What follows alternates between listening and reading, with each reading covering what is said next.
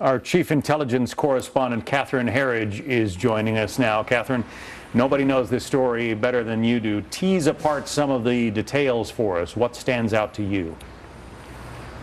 Well, sure. The first thing that stands out to me is that the FBI director began by saying that he had not coordinated his statement with anyone within the administration. And then he gave a 15-minute statement of their findings and no questions. And that is very unlike the director. He typically leaves it open to reporters to ask questions.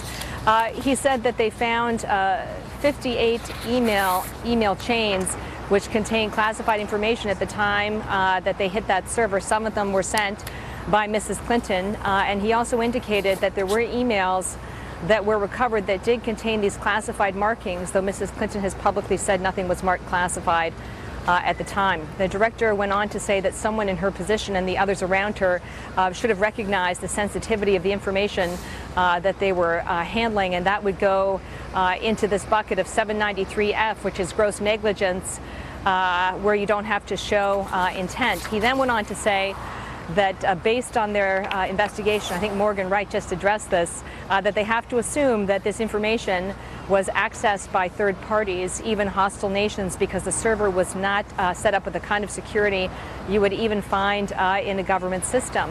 But he said based on the totality of the evidence, he did not think that this was a case that a prosecutor would pursue. So he laid out what his investigators have found in the last 15 months, what they found to be the negligent handling of classified information. His word was careless, and that they should have known better, even though it was not marked, and that it was in the hands of a third party. But even based on that, he did not think that this was the type of case that a prosecutor would bring, because the cleanest kind of case for a prosecutor is where they show willingness or willfulness or intent, and he did not believe that that was the case here, John.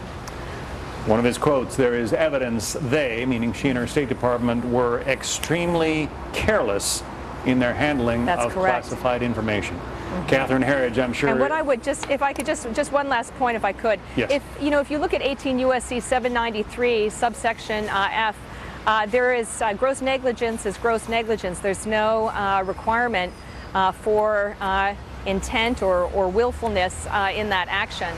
And if there had been an opportunity to ask questions, the question really would be, what would the director say to government security clearance holders who have been prosecuted and jailed for so much less in similar cases, John?